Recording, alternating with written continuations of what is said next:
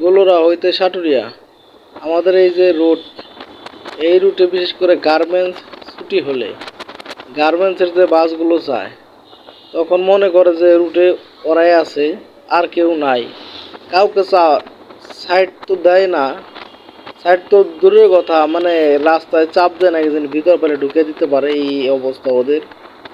মানে কি বলবো আর কি, মানে সম্পূর্ণ রাস্তা মনে ওদের বাপের।